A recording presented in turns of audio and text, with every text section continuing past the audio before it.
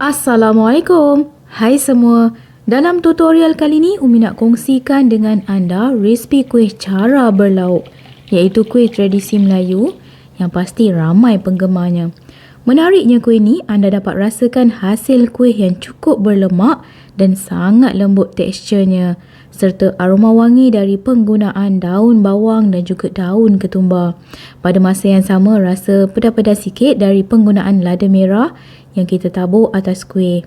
Kuih ni sangat menarik jika dihidangkan di majlis atau jamuan keramaian kerana rupanya yang berwarna-warni dan sedap sungguh rasanya.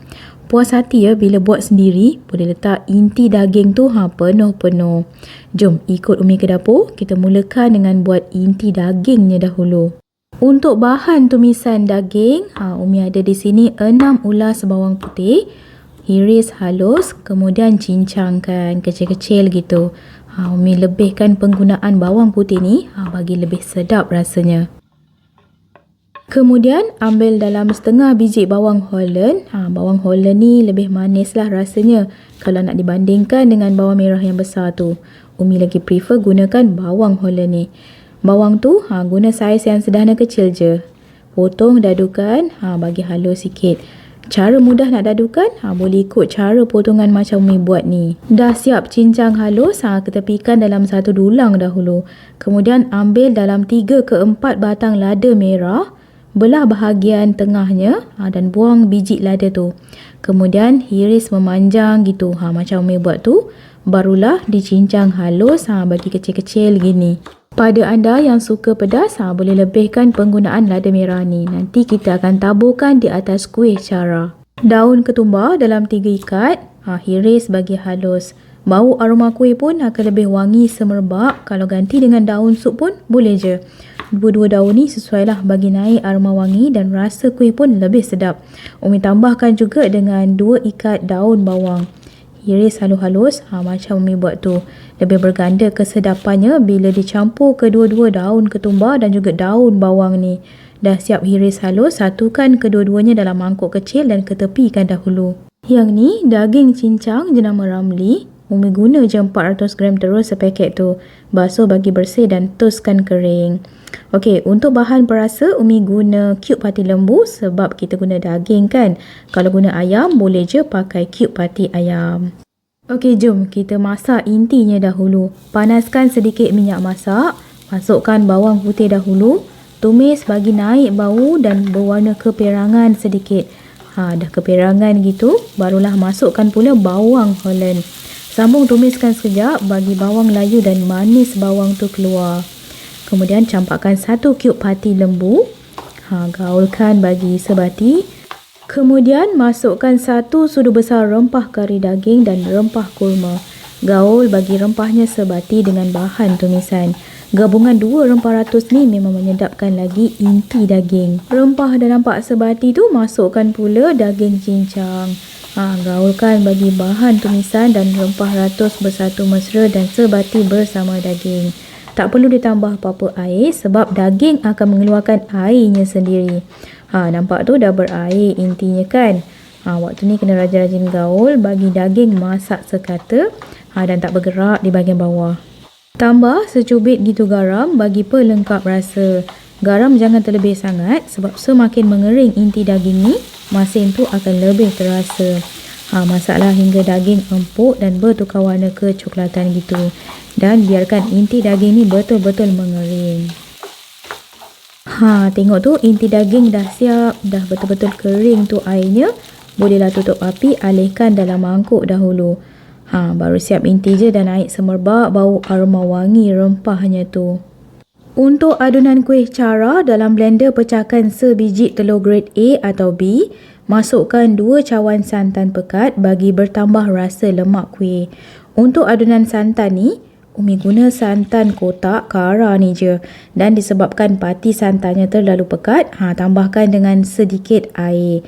Air tu agak-agak je, jangan terlalu pekat dan jangan juga terlalu cair. Umi sukat dapatkan 2 cawan. Sukat bahan-bahan kuih ni semua, Umi guna cawan matrix ni je, lebih mudah. Tambah 1,5 cawan air biasa. Nak pakai air bertapis atau air pahit pun boleh je. Tambahkan 1 sudu kecil garam, setengah sudu kecil pewarna kuning telur dan juga masukkan 2 cawan tepung gandum. Kemudian akhir sekali 1 sudu besar gula. Kemudian kisar semua bahan-bahan yang telah dimasukkan tadi hinggalah lumat.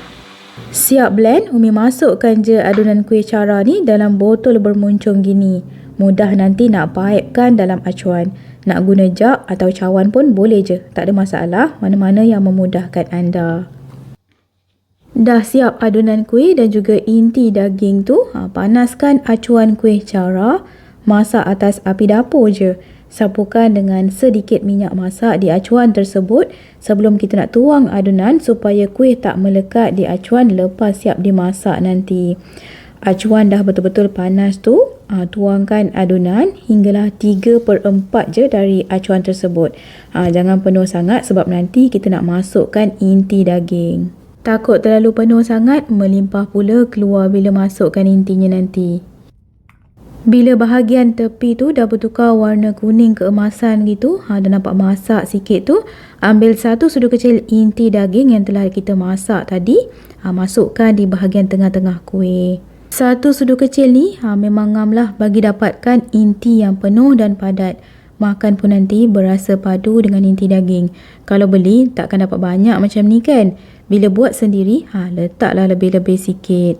Kemudian taburkan pula dengan campuran daun ketumbar, daun bawang.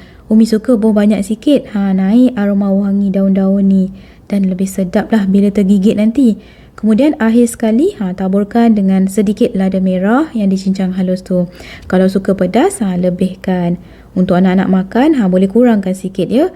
Ini ikutlah cita rasa masing-masing.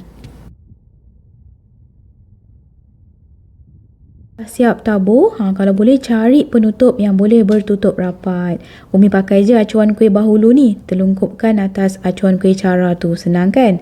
Tunggu dalam 7 ke 8 minit hinggalah bahagian tengah-tengah kuih tu masak sempurna. Nampak tu kan? Belah bahagian atas kuih dah tak cair tepungnya, dah masak elok tu. Nak keluarkan kuih ni senang je. Cungkil sedikit dengan lidi sate, mudah je. Kemudian angkat guna sudu, letakkan di atas piring atau dulang leper bagi kuihnya menyejuk. Barulah disusun kemas dalam bekas atau tupperware yang kedap udara. Lepas tu sambung masak lagi hinggalah adunan kuih dan inti daging tu habis semuanya. Untuk bagi kuih cara ni masak elok bahagian tengah-tengahnya tu, api dapur biar sederhana kecil sahaja waktu masak. Bagi masak lama sedikit hinggalah kuih tu masak sempurna. Cuma part nak tunggu kuih masak elok dalamnya tu kena lama sikit tunggu ya. Tapi percayalah hasilnya memang memuaskan. Makan satu rasa nak lagi dan lagi. Sedap, lembut dan berlemak sungguh. Untuk adunan 2 cawan tepung gandum ni, Umi tak kira pula berapa biji hasil kuih. Tapi adalah lebih kurang dalam 30 biji. Cecah juga tu. Makan pula waktu suam-suam panas, lagi syok tau. Bahagian luarnya masih rangup dan isi dalamnya lembut yakmat. Penggunaan cecair dalam adunan memainkan peranan untuk dapatkan hasil kuih yang lembut. Macam mana? Nampak mudah je kan nak buat kuih cara berlauk ni? Kalau tak ada acuan tu, bolehlah beli di Shopee, ada dijual. Dah ada yang terliur ke tu tengok kuih cara Umi? Jomlah cuba. Banyak lagi resipi-resipi menarik menanti anda, especially untuk episod akan datang ni. Umi nak sharekan menu special sempena musim perayaan ni. Jadi kalau nak tahu, jangan lupa subscribe, like, tolong sharekan dan tekan bell untuk dapatkan notification video terbaru hanya di channel Umi Atiyah Atif Kitchen. Dah siap ni, masih suam-suam panas gitu. Umi nak rasmikan satu dululah. Makan kuih cara ni layan pula dengan cappuccino panas-panas. Syok betul, nikmat rasanya. Jumpa di episod akan datang. Assalamualaikum, bye.